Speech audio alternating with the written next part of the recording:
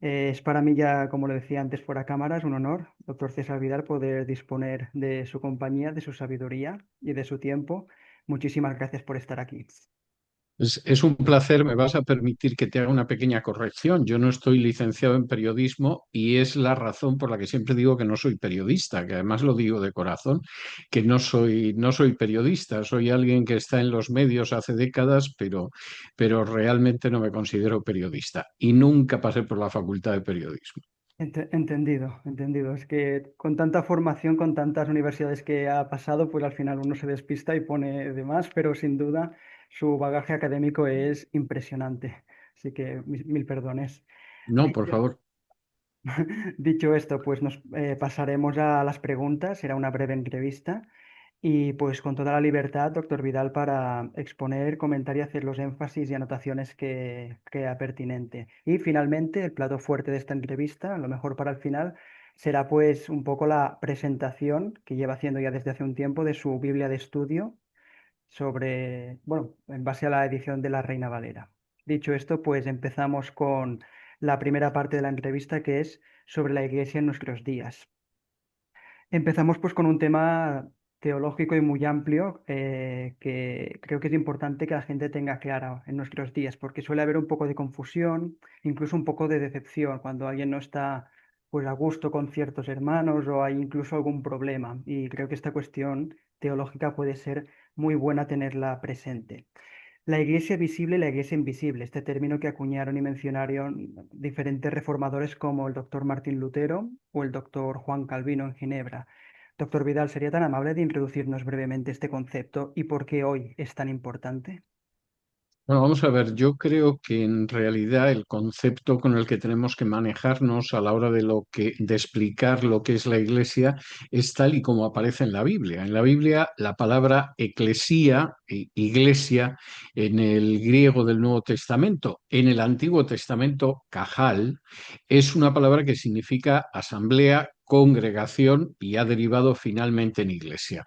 Tiene solo dos sentidos, o bien el sentido de iglesias locales, de congregaciones locales, como por ejemplo cuando Pablo escribe a los Gálatas, capítulo 1 y versículos 1 y 2, y habla de esas iglesias que hay en Galacia, y entonces la iglesia es una congregación, una asamblea local, o tiene el sentido del cuerpo de Cristo, de una entidad universal cuya única cabeza es el propio Cristo. Y ese es el significado de iglesia dentro del Nuevo Testamento. Luego, históricamente, la iglesia se ha identificado con una jerarquía, con una confesión religiosa concreta, con el hecho de que fuera de esa confesión religiosa concreta no hay posibilidad de salvación, y eso lo mismo lo puede decir un mormón, un adventista del séptimo día o un católico romano si se tercia, pero esos ya son sentidos del término iglesia que no son los que aparecen en el Nuevo Testamento. En el Nuevo Testamento o vemos esas iglesias locales o podemos intuir lo que es la iglesia, que está formada por esa gente que ha experimentado una conversión, que tiene como cabeza a Cristo y que luego pues, se puede reunir o congregar en lugares bastante diversos. Perfecto, estupendo. A este respecto, un poco ha mencionado el catolicismo romano. No solo el catolicismo romano, también pues la Iglesia Ortodoxa Oriental y también la Sí. anglicana muchas veces alegan a que ellos son la verdadera Iglesia en base a la llamada sucesión apostólica. ¿Qué podría decirnos sobre la sucesión apostólica? Bueno, la sucesión apostólica es un invento muy tardío, por decirlo de alguna manera. Es verdad que la idea de sucesión apostólica ya en el siglo IV está bastante extendida, no aceptada de manera universal, pero sí muy extendida en el seno del cristianismo, e incluso hay un intento de determinar a qué apóstol estamos sucediendo en esta sede. Y tengo que decir que además con graves contradicciones históricas y con serios problemas históricos, pero a inicios del siglo IV hay sedes que apelan siempre a algún apóstol y en algún caso, pues incluso históricamente se producen fenómenos muy curiosos. Por ejemplo, la congregación en Roma no fue fundada por ningún apóstol. El propio Pablo, cuando escribe a los romanos a mediados del siglo I, aclara que intenta de alguna manera dar más fundamento a una congregación que no ha sido fundada por ningún apóstol y por lo tanto a la que él puede acercarse, a diferencia de esa tesis que él mantuvo siempre de no plantar donde otro hubiera plantado una iglesia antes,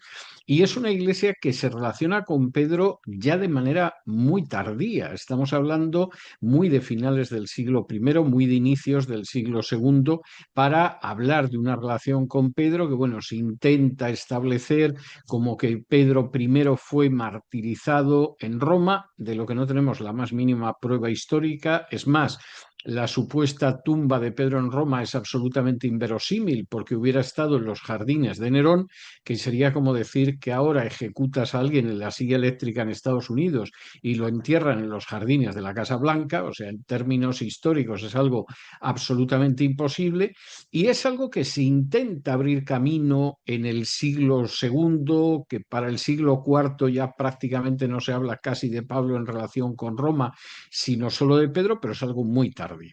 No aparece un concepto de sucesión apostólica en el Nuevo Testamento. De hecho, el único caso que conocemos, porque el número 12 deja de ser 12 de un apóstol que es sucedido, es el caso de Judas, y efectivamente con Judas los 12 dejan de ser esos 12 que han de juzgar en el futuro a las 12 tribus de Israel. Se produce la sustitución de Judas por Matías, pero cuando, por ejemplo, es ejecutado Santiago Jacobo, no tenemos ninguna noticia de que alguien pensara en sustituir dentro de ese número de 12. Es decir, la idea de la sucesión apostólica es una idea que va entrando dentro del seno del cristianismo, pero después de siglos de rodaje de ese cristianismo, y que luego además va a tener desarrollos ulteriores. Es decir, en un momento determinado, la sucesión apostólica correcta que va a tener, por ejemplo, la Iglesia Católica Romana ya no va a ser la misma lectura de la Iglesia Ortodoxa, ya es algo que va a pasar única y exclusivamente a través de Pedro y de sus presuntos sucesores en Roma, ¿no?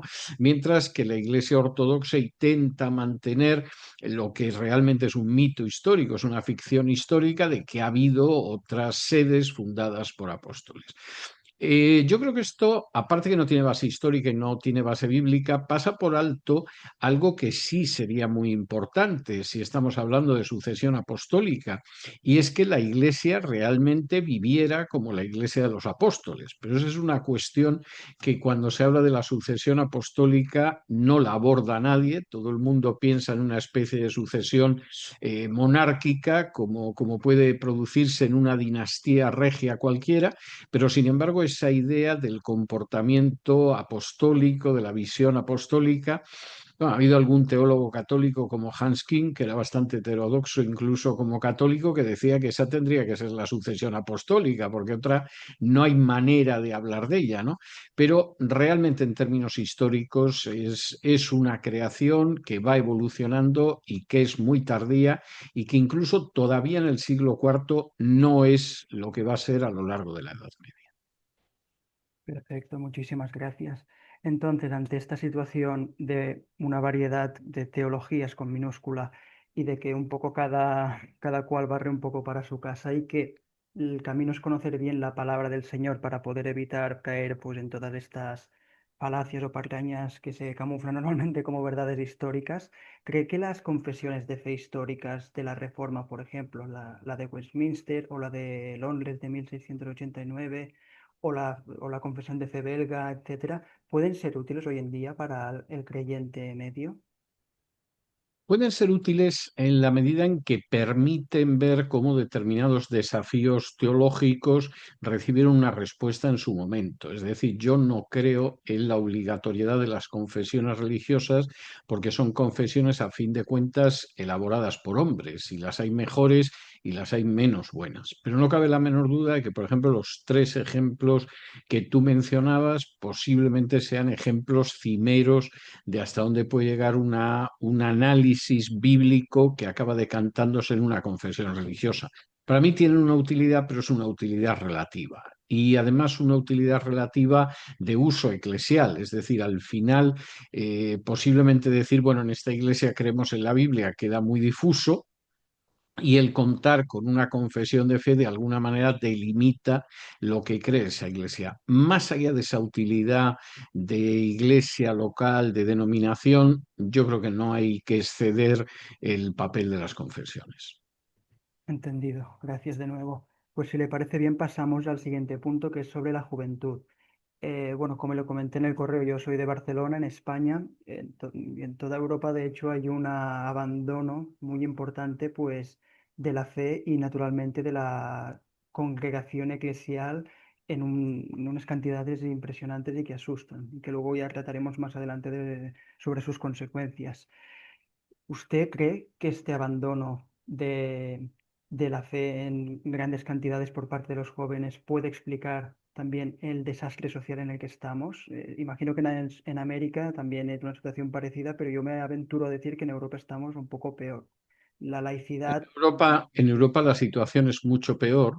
correcto. Y yo diría que no es el origen, seguramente es una consecuencia de un fenómeno muchísimo más amplio. Vamos a ver, para la gente que nos está viendo y que afortunadamente son más jóvenes que yo y se acercan más a tu edad y no tienen un punto de referencia existencial tan claro.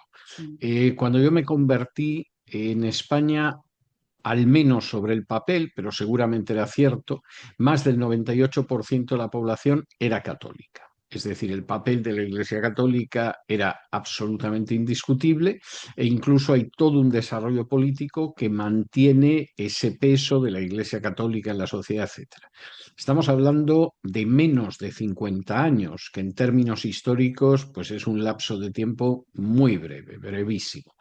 En estos momentos y desde hace ya varios años, la mayoría de la población en España se define como atea o agnóstica.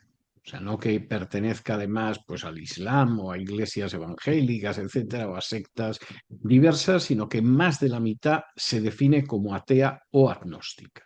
Bueno, no cabe la menor duda de que en menos de medio siglo el mapa espiritual de España ha cambiado y ha cambiado de una manera más que drástica. Esto es innegable y si entramos en otros detalles, pues hombre, yo diría que la práctica totalidad de diócesis católicas ahora en España están aguantando sobre la base de importar sacerdotes, sobre todo de Hispanoamérica y en algunos casos de África. Bueno, para gente como es mi caso, de nuevo, que ha conocido una España que mandaba misioneros al extranjero, no voy a decir que como en el siglo XVI o XVII, pero seguía mandando. Yo tuve profesores que eran religiosos y habían sido misioneros en Hispanoamérica y en África y no eran órdenes especialmente misioneras, pues no cabe la menor duda de que el cambio que se ha producido es tremendo. ¿Esto tiene un impacto sobre la sociedad? Tiene un impacto enorme sobre la sociedad.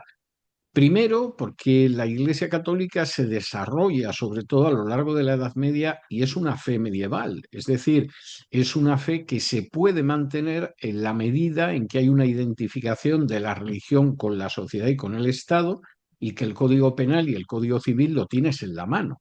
En la medida en que tú pierdes ese Código Penal, ese Código Civil y la identificación con el Estado y con la nación, el retroceso es galopante y el caso de España es evidentísimo y no es en absoluto algo excepcional.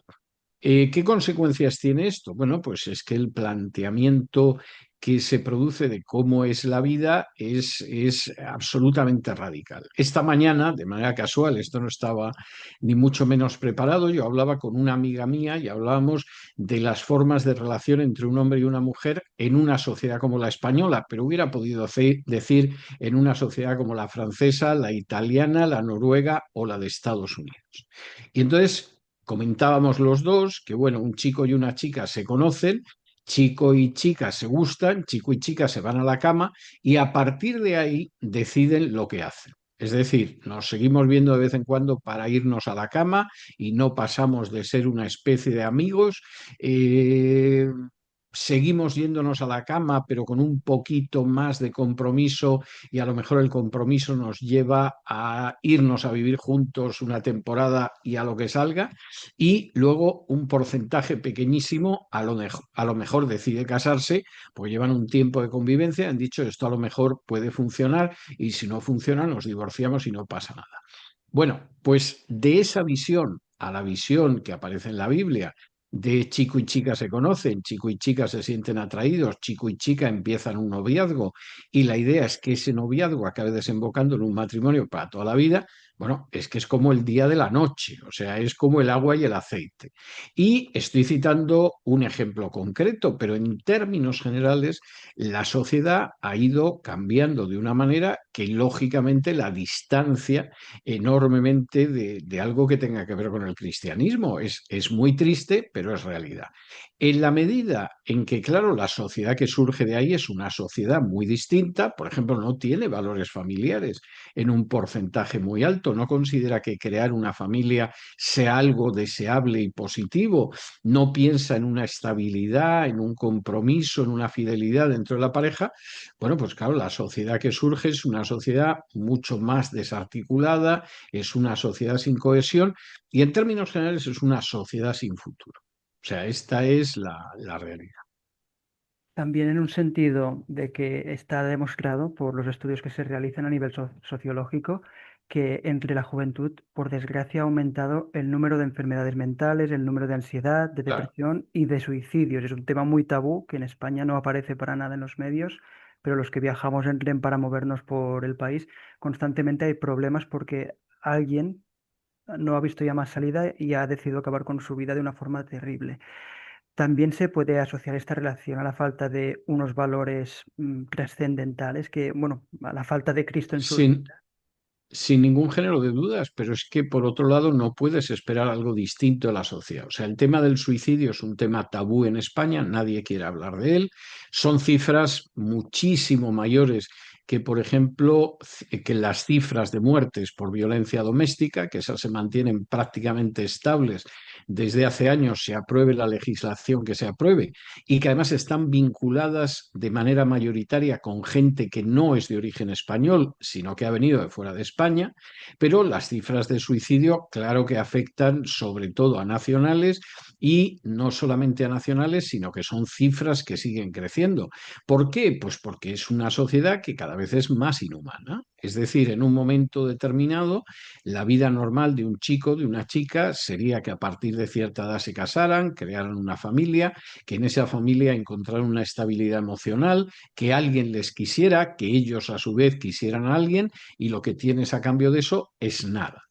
Cuando entras en determinados terrenos, todavía la cosa es peor, porque claro, los años van pasando, no eres joven toda la vida, llegas a un estado de madurez, del estado de madurez caminas hacia la vejez, aunque nadie quiere reconocer que es viejo, y de pronto te dicen que se ha muerto tu amigo del colegio, tenía 74 años y era joven todavía. No, mire, usted era bastante viejo, seamos sinceros, pero el problema es que la gente llega vieja y llega sola. Y en muchísimos casos llega con la botella de ginebra y el gato o el equivalente.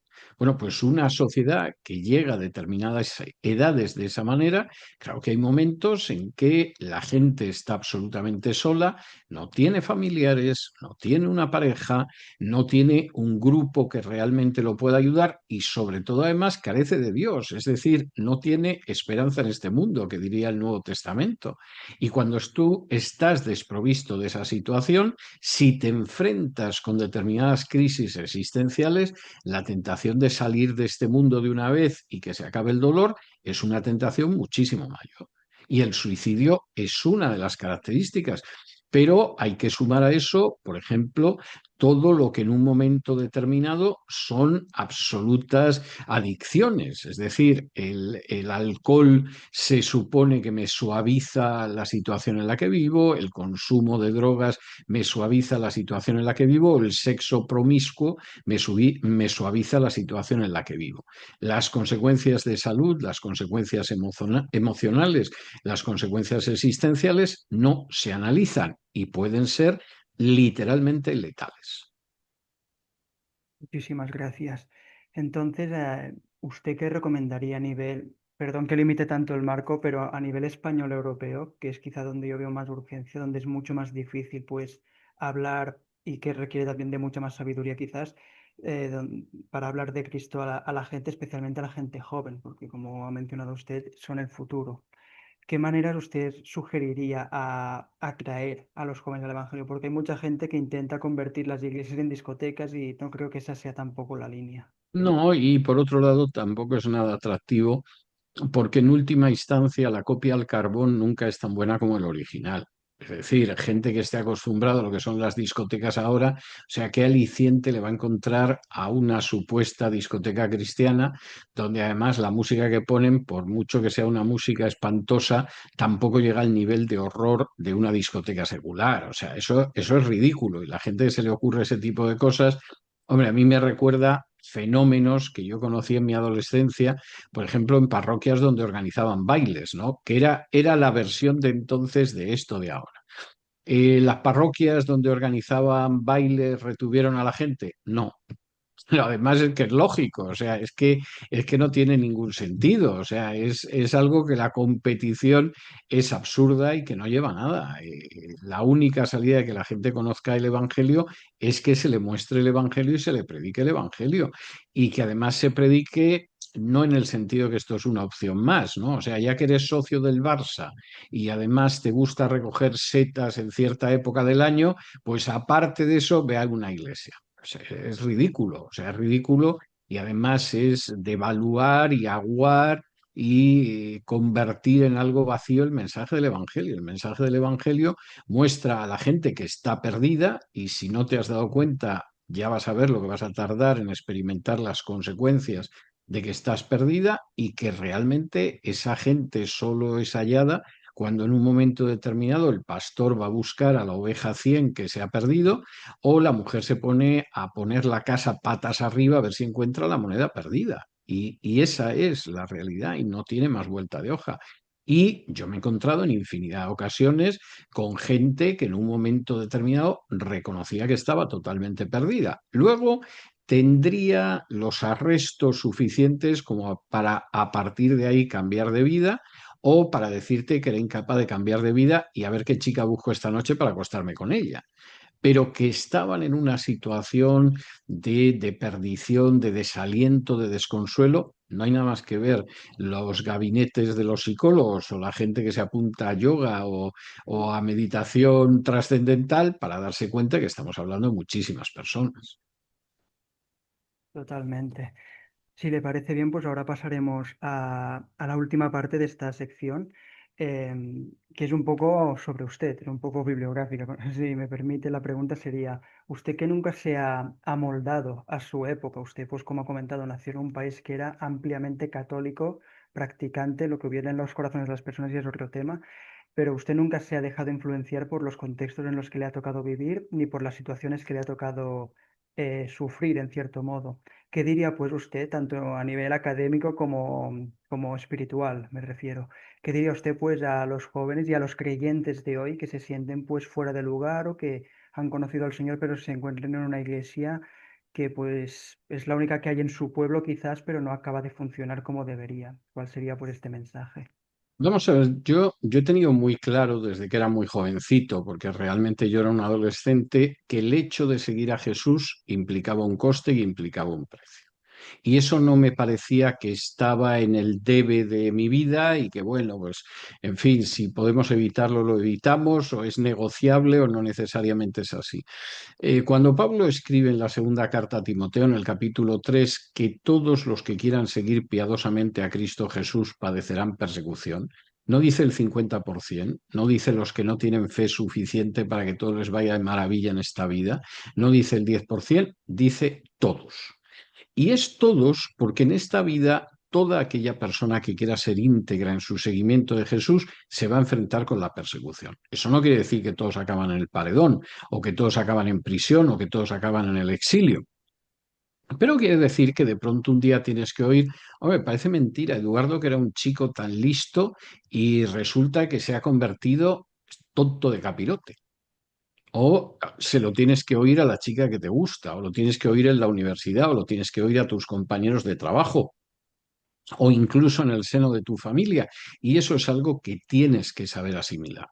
Cuando yo era muy jovencito, y cuando digo muy jovencito estoy hablando de 15 o 16 años, yo era objetor de conciencia y era consciente de que iba a ir a la cárcel por ser objetor de conciencia. Yo me salvé de ir a la cárcel porque el general Franco murió el 20 de noviembre del 75. Si hubiera muerto en febrero del 76, a mí la muerte de Franco me hubiera sorprendido en prisión.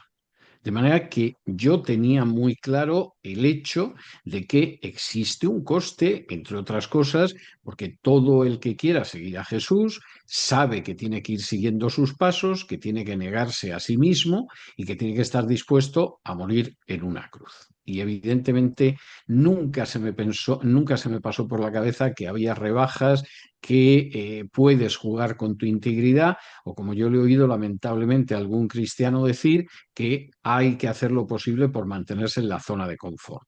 La zona de confort en el cristianismo es la paz que da Cristo y que nadie puede dar, porque es una paz que no se parece a ninguna, pero esa paz no pocas veces va acompañada de pruebas, de tribulaciones e incluso de persecución. Y yo creo que aquella persona que ha decidido seguir a Jesús, eso lo tiene que tener muy claro. Yo lo he tenido muy claro. Creo que a veces el precio que hay que pagar es un precio que puede ser realmente elevadísimo, pero creo que eso está dentro de las reglas del juego, por decirlo de alguna manera, está dentro de la relación que mantenemos con Jesús, no solo como Salvador, sino también como Señor. Perfecto. Muchísimas gracias pues por este, además este testimonio personal. Y ahora pues ya pasaremos a la recta final de la entrevista, que ya va enfocada pues a la palabra de Dios y finalmente a su edición de estudio, que es, ya adelanto, magnífico. Bien, sobre el tema de la Biblia, tengo la sensación de que en los últimos años, los últimos 50 años, nos quedan 10 minutos, a ver si lo logramos. Bien. En los últimos años se ha perdido mucho el concepto de la doctrina de la preservación de la escritura, esta doctrina en que los reformadores hicieron mucho énfasis y que incluso pues, escritores puritanos como Owen dedicaron algún que otro ensayo, libro de, muy edificantes y que aún están disponibles por la gracia de Dios. ¿Podría decirme cuán importante es esta doctrina? Y ya inmediatamente pasaremos a su edición. Bueno, es tan importante que toda la primera parte de la introducción al Nuevo Testamento en la Biblia de Estudio está dedicada precisamente a esa cuestión desde una perspectiva no solo bíblica, sino además desde una perspectiva de crítica textual. Es decir, claro que es muy importante la preservación de la escritura. Y yo diría que en estos momentos uno de los torpedos lanzados contra la línea de flotación del cristianismo en todo el mundo, no solo en España, que también es el hecho de intentar convertir a la gente a la idea de que la Biblia no es fiable. O no es fiable por su transmisión, o no es fiable por su contenido, o no es fiable porque los autores de los libros de la Biblia no fueron los que dice la Biblia, etcétera, etcétera. Es decir, en estos momentos, y es muy lamentable que así sea, lo que se denomina alta crítica, que habría que llamar más bien la alta estafa ya con olor a naftalina, es una alta crítica que va dirigida contra la Biblia y que ha entrado en editoriales, ha entrado en facultades de teología, ha entrado en seminarios y está entrando en iglesias. Y lamentablemente yo tuve de hecho mis problemas porque yo recibí pues mi primera Biblia por parte de mi primo y sin una contextualización previa, claro, estaba plagada de notas de teología liberal donde Claro. abiertamente decía que aquí la Biblia se equivoca, que la Biblia se contradice, este texto no está en los mejores manos, toda esa clase de cuestiones que seguramente muchos de los oyentes han sufrido ya sus consecuencias. Así que ya pasa Y una... La Biblia de estudio, uno de los varios objetivos que tiene es precisamente dar una respuesta más que cumplida, que es no solo escritural, sino bíblica, lingüística, arqueológica, histórica, precisamente a la alta crítica. Así es, de hecho, la Biblia que tengo entre mis manos, que con mucho gusto y que recomiendo a todo el mundo adquirir cuanto antes, está disponible creo que en Amazon y no sé si en alguna plataforma más, doctor Vidal. Sí, sí está en más plataformas. Yo no sigo mucho esto, quizá debería hacerlo como autor, pero la verdad es que no. Pero, por ejemplo, en Amazon incluso han conseguido que en España, que el servicio es pésimo, sin embargo la pides a Estados Unidos y en 2 semanas tienes la Biblia en tu casa, pero luego hay distintas plataformas que también te sirven la Biblia. Sí. Así lo hice yo con el Amazon de los Estados Unidos y efectivamente en menos de 2 semanas ya la tuve. Y bueno, veo que usted sin duda le dedica un amplio número de notas muy ricas y muy interesantes todas ellas, pero especialmente a la crítica textual, especialmente el texto mayoritario. ¿Sería tan amable de hacernos nada, medio minuto de, bueno, un minuto? Sí, sí, sí. Yo creo que en estos momentos, bueno, se supone que hay un debate entre el texto mayoritario del Nuevo Testamento y lo que algunos llaman el texto crítico. A mí ese debate me parece ridículo, pero me parece ridículo porque el texto mayoritario del Nuevo Testamento, que es en el que se basa, por ejemplo, la traducción Reina Valera, es el texto de más del 98% de los manuscritos del Nuevo Testamento. Y el denominado texto crítico no existe. Es un cóctel de algunos de los manuscritos más corruptos, como es el caso del Sinaítico y el Vaticano. Entonces, lanzar por la borda lo que ha sido el 98, más del 98% de los manuscritos del Nuevo Testamento, que además fueron la base de las primeras traducciones de la Biblia en los primeros siglos de historia del cristianismo, para sustituirlo por un texto inventado, porque no existe un solo manuscrito que sostenga el texto crítico. El texto crítico es un cortapega de distintos manuscritos, de los cuales algunos, insisto, como el Sinaítico y el Vaticano, son notablemente corruptos. Bueno, es un disparate. O sea, tener que discutir eso es algo que ya va en contra del sentido común. Pero bueno, la gente tiene la costumbre de repetir lo que le enseñaron en su día, de no analizar los argumentos al respecto y de además dogmatizar sobre ello. De hecho, el doctor Maurice Robinson, probablemente lo conozca, es uno de los mayores promotores del texto mayoritario o el texto bizantino, Sí. por diferentes nombres se los conoce. Redactó un artículo que si puedo adjuntaré aquí en la descripción del vídeo, donde menciona y analiza 105 versículos que son completamente artificiales en el texto crítico de la Nestlé Airland o de la Sociedad de Sí, Críticas Unidas, entre tantos otros pasajes que no lo son del todo. Esos, sí, que son además un simple refrito, hay que decirlo así, aunque la expresión sea un tanto pedestre, del Nuevo Testamento de Westcott y Hort, que eran ocultistas innegables. Es decir, la correspondencia de Westcott y Hort se publicó ya hace mucho tiempo y era gente que, no, que decía que tenía horror hacia la doctrina de la expiación, que no creía en la resurrección de Cristo, que no creía en la divinidad de Cristo y que sin embargo estaban entusiasmados con el libro de Mormón y con las supuestas apariciones de la Virgen en Lourdes. Es decir, los dos personajes eran de cuidado y en su correspondencia ellos dicen cómo van a lanzar un nuevo texto griego que efectivamente va a sustituir al texto mayoritario y lo consiguen. Y cualquiera que tenga una edición antigua del texto griego de Nestlé, Nestlé dice claramente en el prólogo que su texto griego, del que luego vino el Nestlé Aland y del que se sigue traduciendo hoy en día, pues la casi totalidad de nuevas versiones de la Biblia, su texto es fundamentalmente el Westcott y Hort, el Tischendorf y el Sinaítico, perdón, el Vaticano. De manera que él mezcló tres textos, nada recomendables, ninguno de ellos, y sobre esa base lanzó un texto al que luego se sumó Alan, que bueno, Alan no es que era liberal, Alan era hipermodernista. O sea, y él mismo en sus memorias, por cierto, donde no oculta sus puntos de vista absolutamente modernistas sobre la escritura, sobre la teología cristiana, él mismo dice que originalmente las sociedades bíblicas quisieron mantener el texto mayoritario, pero que él hizo todo lo posible para que se sustituyera por un texto que fundamentalmente era el Nestlé tomado de Westcott y Hort. Y eso lo cuenta él en sus memorias, no es una inferencia mía. correcto. También hay un punto que creo que sería bueno aclarar. Mucha gente a veces, por la confusión gigante que generan estos debates, especialmente en Internet, donde hay posiciones muy extrañas, ¿usted qué diría frente a los movimientos de Only King James? Porque mucha gente a veces se confunde y asocia la Reina Valera o el texto No tiene mayoritario. nada que ver. Vamos a ver, el Only King James es un intento en ocasiones que raya con la idea de que la Biblia, la traducción del King James, está inspirada. Vamos a ver, la traducción de King James es una buena traducción, Plantea algunos problemas porque obviamente el inglés ha evolucionado a lo largo de medio milenio, o sea, eso es algo que es innegable, a lo largo de más de 400 años ha ido cambiando y a veces no es de lectura fácil, pero es una muy buena traducción, pero no pasa de ser una traducción que es perfectible. Entonces, la base, que es el texto mayoritario, pues es la base que debe tener una traducción, pero uno no puede decir que solo la Biblia del Rey Jaime, la King James, es la única versión que se puede leer en inglés, porque eso es algo absolutamente disparatado. Y los grandes expertos en crítica textual del 19, que le salieron al paso a Westcott y Hort, por ejemplo, pues no eran contrarios a una revisión del texto de la Biblia sobre la base del texto mayoritario. Jan Burjo, por ejemplo. Por ejemplo, Burton era el cerebro de su época y lo sigues leyendo y sigue siendo el gran cerebro, ¿no?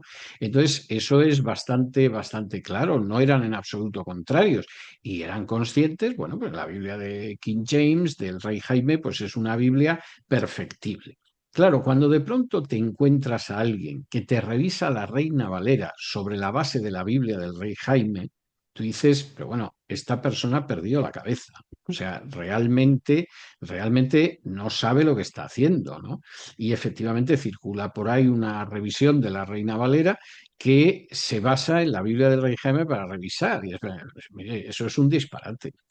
O sea, la base de una revisión de la Reina Valera será el texto griego, el texto arameo y el texto en hebreo, pero no puede ser una traducción al inglés del siglo XVII, es de sentido común. Totalmente.